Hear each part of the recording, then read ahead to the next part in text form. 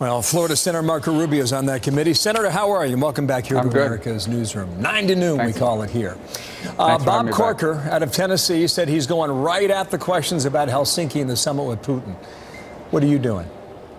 Well, look, I think the summit, as I've said already before, okay, I don't think it went out very well for the administration and the perception that it left after that first meeting. But then there's rhetoric and words, and then there's action, the policies.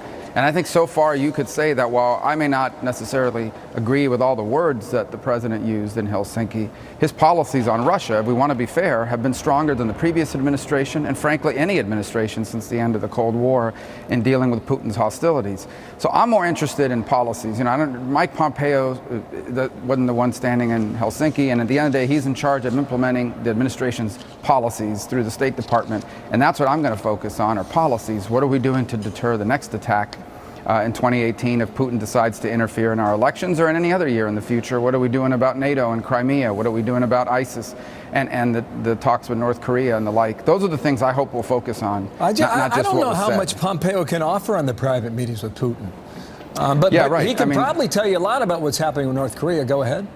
Well, and I think what we want to know is not so much about what was happening in the private meeting as what is our policies going to be. What is our vision of this interrelation with Russia? Look, I'm as anti-Putin as anybody.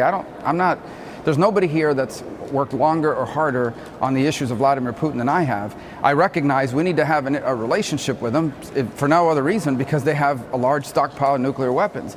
I just want to make sure that that relationship is based on the truth and on reality of who Vladimir Putin is and what his goals are as they relate to the United States. And so that's what I'm interested in, public policy, not a show to relitigate, words. Critical issue, too.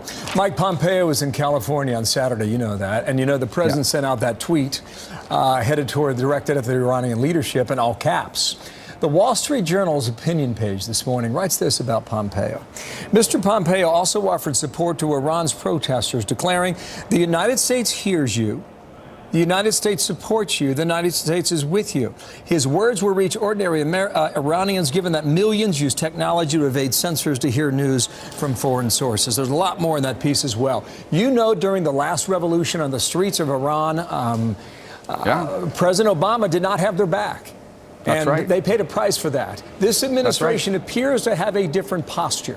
Do you believe that? It's kind of funny, right? I mean, a week ago, everybody was upset that the president didn't speak harder against Vladimir Putin.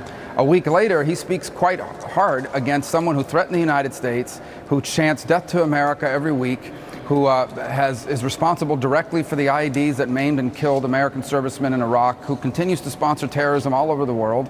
And suddenly it's a bad thing. So I think it is important that we speak strongly when it comes to that. Words, look, policies matter, and I think their policies on the Iran deal have been great.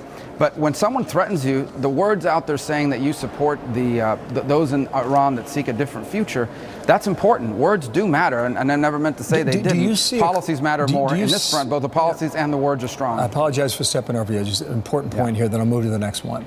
Yep. Do you see a coordinated effort on behalf of this administration to squeeze the Iranian leadership in a way they have not felt it before, Senator? There's no doubt that the Iranian leadership is facing that squeeze. They have the pending threats of sanctions because the Iran deal is gone. They have a huge fuel shortage in the country that they don't know what they're going to do about it. Are we going to ration? Are we going to cut it? Are we going to raise prices?